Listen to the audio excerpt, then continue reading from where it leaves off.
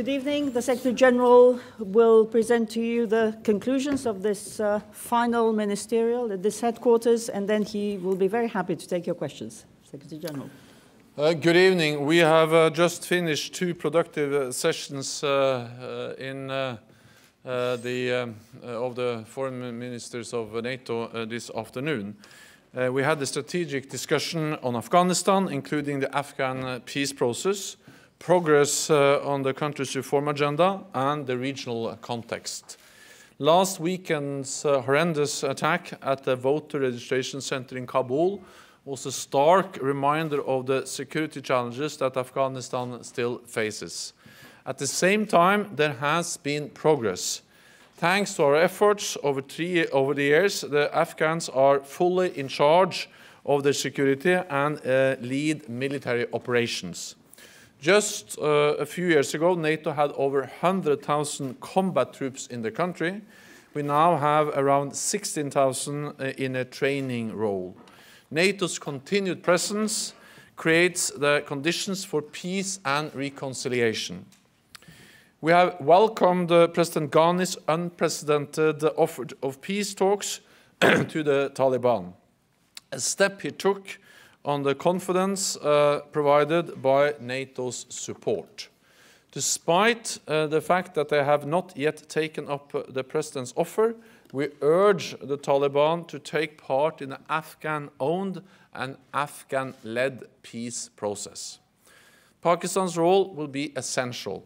We encourage Pakistan to take additional steps to close all terrorist sanctuaries and prevent terrorist financial flows and cross-border attacks.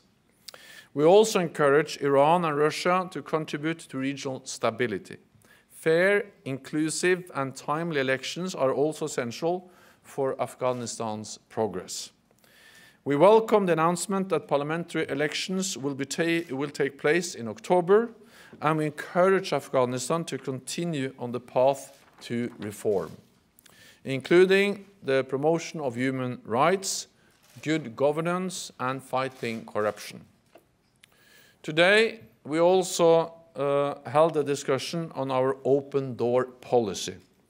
We discussed the progress of Bosnia-Herzegovina, the former Yugoslav Republic of Macedonia, and Georgia. Ukraine has also expressed its aspiration to join NATO, and ministers also addressed that. Our open door policy is a historic success. It has brought stability, peace, and prosperity to millions across the Euro-Atlantic region and built greater cooperation. As demonstrated by the accession of Montenegro to NATO last year, NATO's door remains open.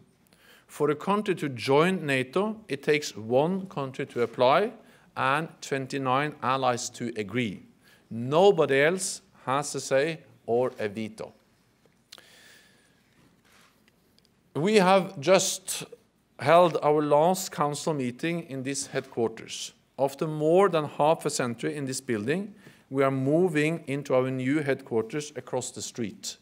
The new headquarters embodies NATO's transformation for the 21st century. As one chapter in NATO's history comes to close, another one opens. I want to express our gratitude to the government and the people of Belgium for their continued hospitality to our alliance.